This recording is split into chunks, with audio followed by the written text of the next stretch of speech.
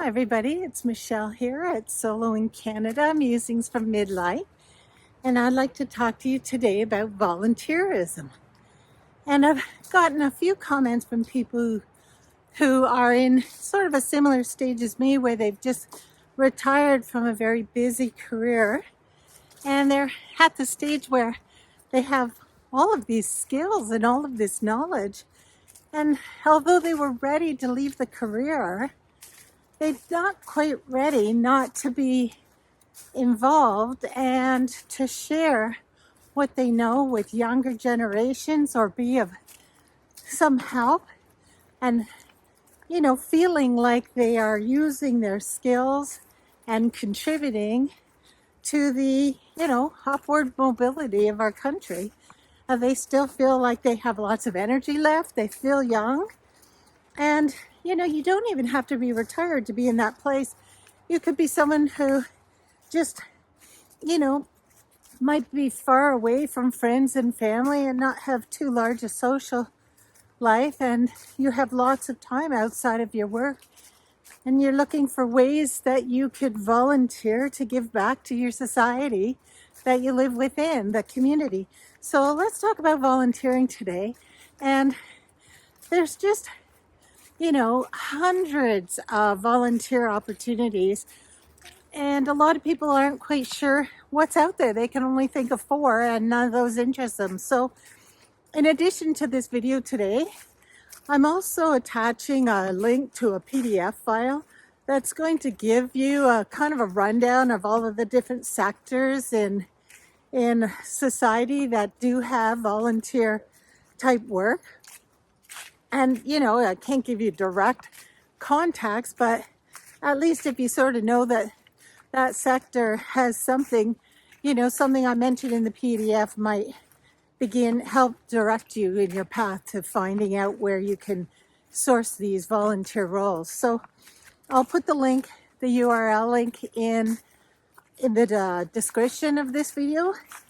And I am having a little bit of trouble with my YouTube channel being clickable with my links. I know YouTube sent me an email saying that my links were enabled, but they're not. And I'm still trying to work through that. So if you see the link but you click on it and nothing happens, then just copy it and then paste it into the URL box in order to get where you need to go. You'll still get directly to the PDF.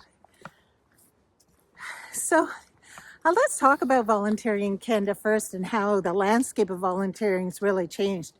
There's some statistics out there on volunteering in Canada, and it seems that in general, in the last couple of years, they've determined that about 79% of Canadians volunteer in some capacity on an annual basis.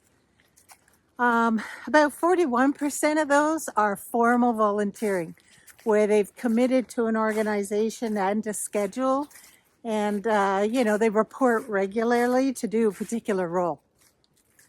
And then another 38% are of an informal basis, and it's a little hard to categorize the informal, but oftentimes those are shorter projects, or informal things through churches and temples, etc.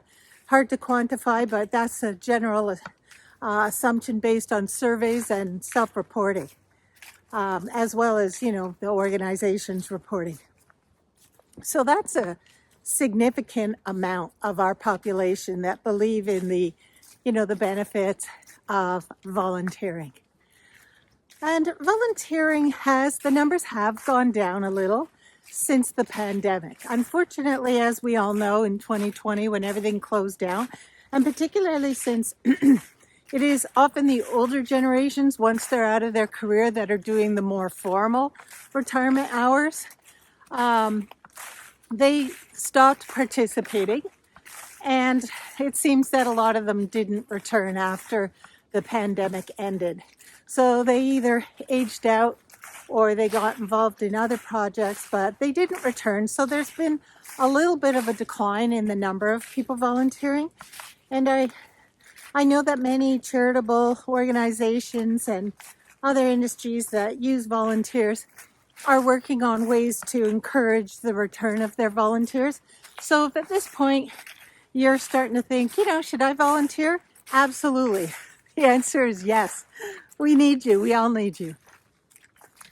And then I also read some demographics of volunteers, and from the age of 18 or 15, from the age of 15 up, the younger people tend to do the more informal, short-term project-based volunteering, and the people above 50 tend to do the more committed commitment to formal roles that they show up and do for years on end.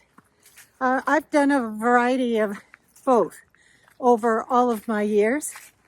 I've been involved in so many different opportunities volunteering, starting with, classroom helper in my kids' classes when they were young, and, coordinating the fundraising for the school. I've coached kids' sports. I've run drama clubs. I've been involved in senior citizen, outdoor projects around people's houses as part of the Angel Network, where we go in and, do spring cleaning or fall preparation, washing down all their patio furniture and, putting it away for them. I've sold daffodils for Canadian Cancer Society during their daffodil campaign in the spring. I've been a peer health coach for the Canadian Cancer Society. That was a lot of fun, working with women from the ages of 45 to 65, supporting them with their, improvement in their health as they see their lab reports and their doctor's reports indicating that they could be potentially heading towards more serious disease. So the doctor encouraged them to sign up for these programs, and we got a lot of training to do that. And I've met some interesting people. I've also been on the executive coordinating committee of the local unit for the Retired Teachers of Ontario, involved with that. And I've shown up for sporting events that the cities run, like our city does a triathlon. So I've worked the registration booth and handed out registration packages and t-shirts, and been at the finish line when the runners come in and removing their tracking anklets, which are really gross and sweaty. Didn't like that one. But at any rate, there's been lots of different projects that I've been involved in. Moving forward, I think that I will just work with short-term things that I'm not making a long-term commitment to for the next little while, so that, I'm free to support my kids as they are having their young children. I certainly want to be available for them, and I don't want to not be able to help them out because I already committed to some kind of volunteer project. But, I'm keeping my eye out for short-term things like, toy drive or, food drives and things like that. And my community choir does, recitals twice every season for the community. And so I'll have a little bit of exposure that way. But, today is not about me. I'm just throwing those out just in terms of people are looking for ideas. And I'm going to talk about some of the things that I think that reasons why people want to volunteer. So I think one of the reasons why people want to volunteer is because they want to give back and they want to, in some way better their community. But I think that there's another reason too, and that is because perhaps themselves they're looking for some kind of purpose. They perhaps might feel like that they don't really belong somewhere, or they don't feel like they're getting a lot of joy out of what they're doing right now, and so they're looking for something that will fulfill their own needs, to feel like they have some sort of direction. And particularly if you're in your 50s and 60s and you have a lot of extra time, you might be feeling a little aimless, and a little like you don't have any structure. If this is a retirement for you, you might feel like you're in this unstructured space and wasting a lot of time when you look back over the months and you think, what have I accomplished? What have I done? I don't want to just waste away my life. I want to make sure that my week is structured, that I have somewhere to go outside of the house, and that I have to be somewhere and people are relying on me. So you get just as much from your volunteering, and a lot of people are maybe embarrassed to admit that they're trying to look for a volunteer opportunity, maybe less so about what they can give to someone else, but what they can get. There's no shame in that. There's nothing wrong with that. People volunteer for lots of different reasons. So don't feel like, that's selfish and you're supposed to be 100% altruistic. No, volunteering is a give and take. It's a commitment and a responsibility on both sides, from the point of the view of the organization providing something to the volunteer and the volunteer providing something back. So there's nothing wrong with wanting something that you personally gain from your efforts as a volunteer. That's okay. And then another reason why I think people want to volunteer is because they themselves have benefited from some volunteers in their community. And, it's a reciprocity thing. They want to always, kind of balance out, the universe. They believe that the universe is really balanced, and it comes to their faith beliefs and their beliefs in their spirituality. So, you might be volunteering with your temple or with your church because you believe it's a core part of you and your identity, who you are as a person and what you believe in. So those are all the reasons why people might volunteer. And just a quick moment, if I could ask you, if you are enjoying my videos, if you wouldn't mind pressing like a couple of times and subscribing, that would really help me out. Because Google, I'm a new channel, and Google isn't really going to share any of my stuff unless they see a trend that people are actually getting something out of my videos. So if you think it's worthwhile, I'd really appreciate it if you would like and subscribe. Feel free to share this video if you know somebody who is kind of just was talking about this topic and you think they would benefit from some of the suggestions. And don't forget to check out the PDF file in my description below. Copy and paste the link if it's still not clickable. And back to the video. And then, there's lots of reasons why people choose not to volunteer after time or talk themselves out of going after that volunteer opportunity. And I think a lot of the reasons are not stated publicly because people are embarrassed of them. So let's talk about those two different things. The reasons people give that they're not embarrassed. They say, oh, I don't have time. I don't want to be involved in that kind of time commitment. I think that's one of the reasons why people stop volunteering, is because the organization was asking for too many hours. So they were requiring, 10 hours a week or something like that. And that's just too many hours. People don't have that much free time. Or with their free time, they had other priorities as well that they wanted to make sure that they got involved in. And so I think people don't mind saying out loud, oh, I stopped volunteering because it was just too much of a time commitment. Yeah, there's no shame in that, right? And then another reason why they might talk themselves out of volunteering is because they feel like they don't maybe have the skill to do the role that, is being suggested. And, if it's a technical skill, they don't mind saying that out loud to people. They'll say, oh, you know what, like you had to have your such and such certification, which I didn't have, or something technical. But I think there's other skills that people don't want to admit that they don't have because they feel embarrassed, but there's nothing to be embarrassed about. We're all different. We all have different comfort levels.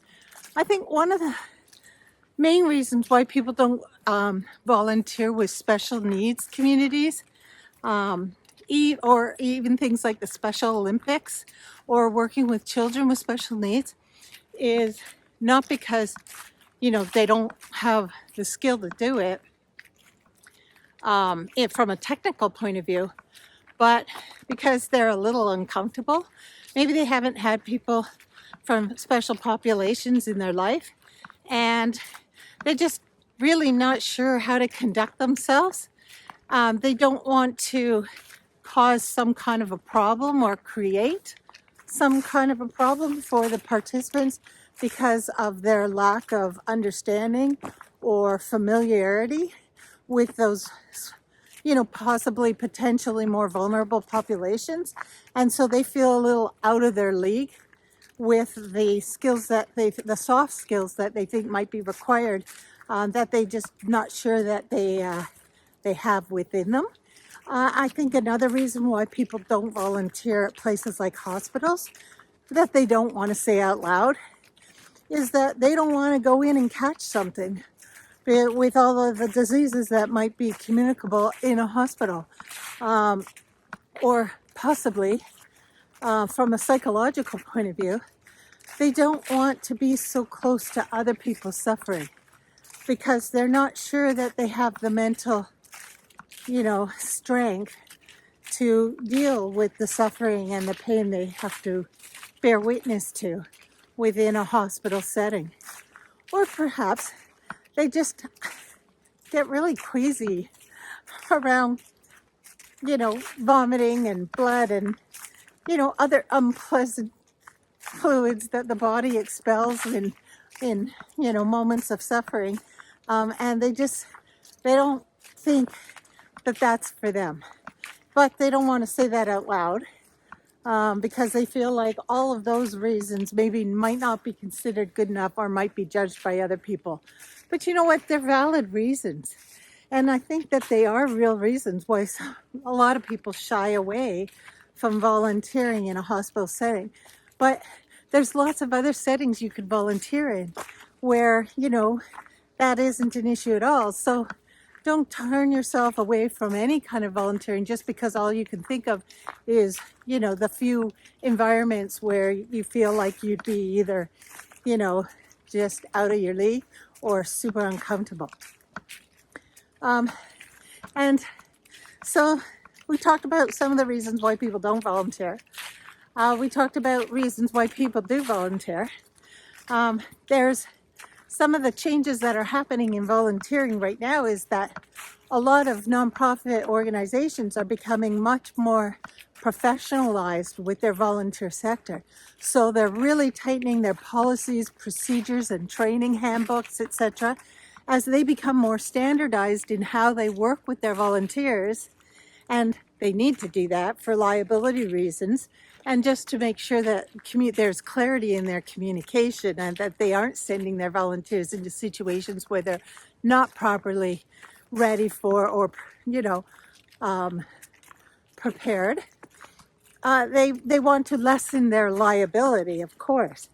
But the more professionalized the volunteer roles get, the more volunteers aren't really that interested in doing it anymore because it's starting to look more and more like a job to them. And the thing is, I know in my own industry, with teaching being such a heavy career in terms of time commitment and responsibility and legal liability and stress, that everybody I taught with said, when I'm finally done teaching, I just want, to do something where it's just very low skill, very low stress, and people aren't asking that much of me. I want to contribute, but I don't want the stress and the responsibility. And if that's what, my industry says, then there's got to be lots of industries where people are either mentally exhausted, physically exhausted, or, just legally exhausted. And they just want these no responsibility, just enjoyable roles where they can help out. They don't require lots of training to do it. And it isn't a heavy drain on them. And you know what? There's hundreds of those opportunities. So look, keep your eye out for them. Look, watch on your community boards at the library, on your, the digital websites for your city or for the organizations in your community, because there will be lots of opportunities for roles like that.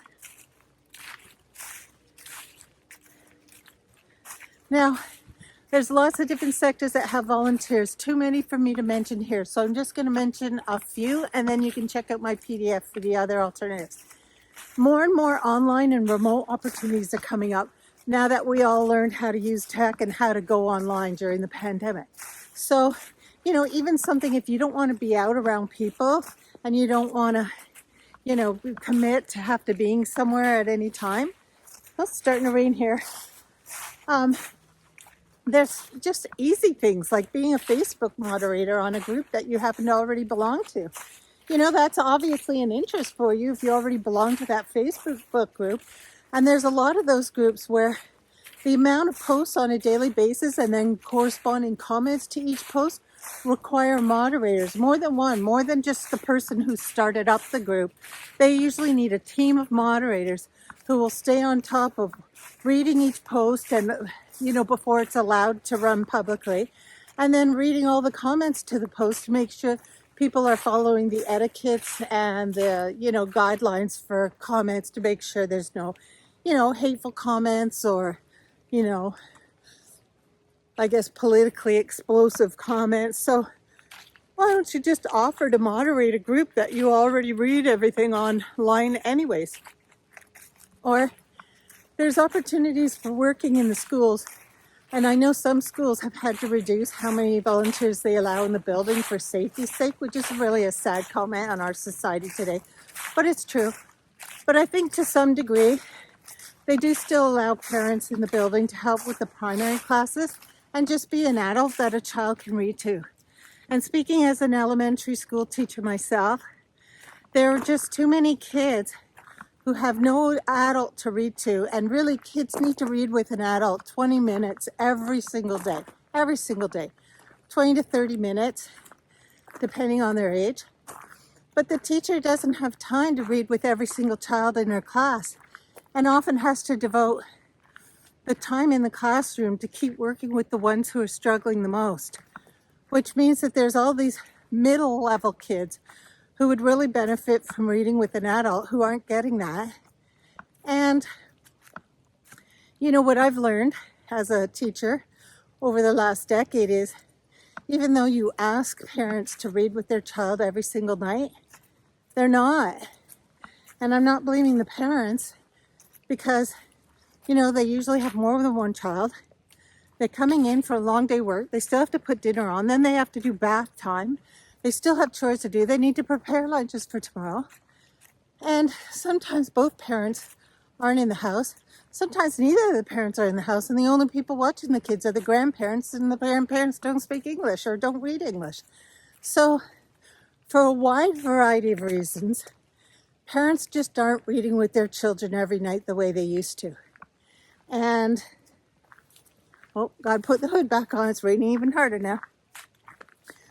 The schools really need an adult who will sit with a child and let that child read to them. And so, the teacher will give you guidelines on how to support them. But that's an area of need. My girlfriend was telling me that she has been volunteering at a cat sanctuary for about a decade now. And this sanctuary is fully run by volunteers. If the volunteers didn't show, the cats would be in trouble. Because the volunteers are the only one who are making sure that it's a relatively clean environment for them. So, hosing down the floor every day and clearing the litter boxes and making sure the food is clean and ready for the cats, etc. And giving the cats a little bit of attention and love that they wouldn't normally get. And if you're an animal lover, but you're afraid to volunteer at an animal shelter because you're afraid you're going to end up keep coming home with more animals because you can't bear the thought of them being abandoned, there are other parts to volunteering where you can be involved in the marketing or fundraising or some of the administrative work so that you're not working, right hands-on with the animals if you don't trust yourself because you're too much of a softie. And I know a friend who used to go down to dog tails in King City and just come once a week to walk the dog, or as much as she could come, just to walk the dogs and play with them and give them some extra love that the team couldn't do for all of them.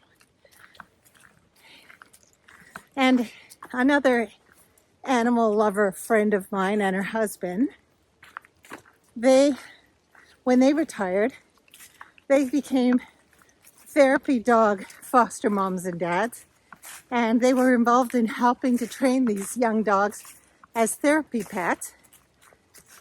And then over time, they became part of the team that would take these dogs to schools for school visits and take them to hospitals to visit patients.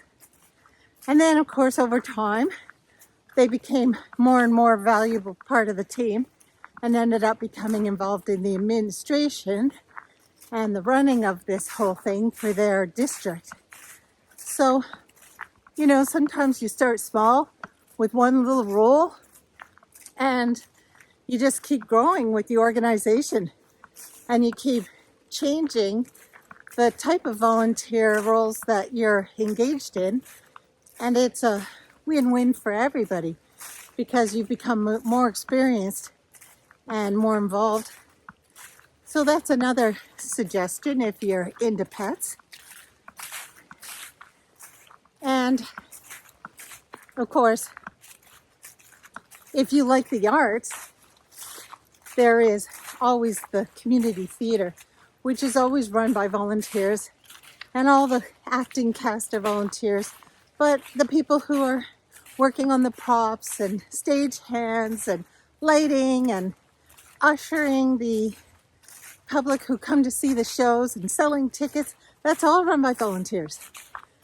And I have some friends from my choir group who are ushers, and they really have a lot of fun because not only are they helping out, but they get to see the show too. Whereas I thought I might try and get involved in that if I could. So there's also, if you're into art, the art museums and then the regular museums often require volunteers because there's too much for the small staff to do to keep everything running.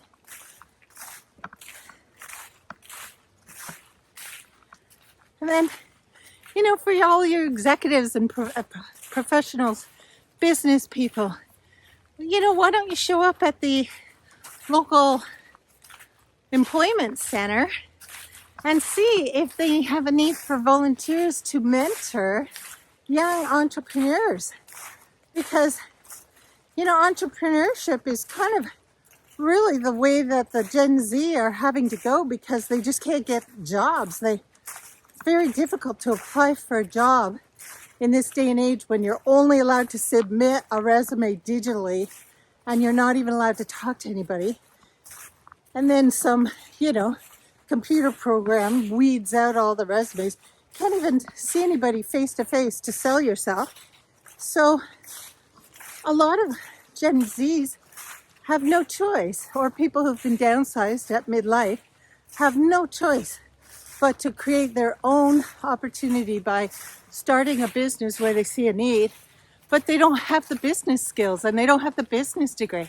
So if you're an ex-executive or, business person who now has lots of time on your hands, mentoring those self-starters, you could help them out tremendously in so many areas. So check out the local, employment center to see where you could be of service there.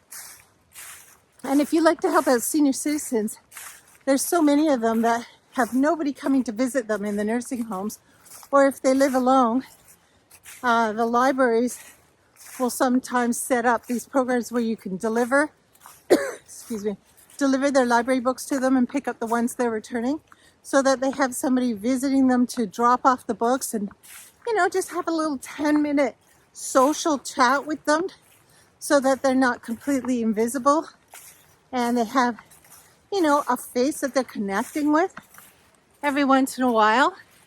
Or your seniors' meals on wheels, or the companion program at retirement homes.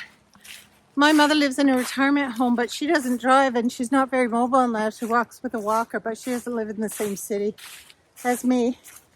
And she has relied heavily on volunteer community drivers who will pick her up and deliver her to the grocery store and wait around and then take her back or take her to her dentist appointment. So there's community drivers, which is through the community care. I know I think it's called Ontario Health at Home now.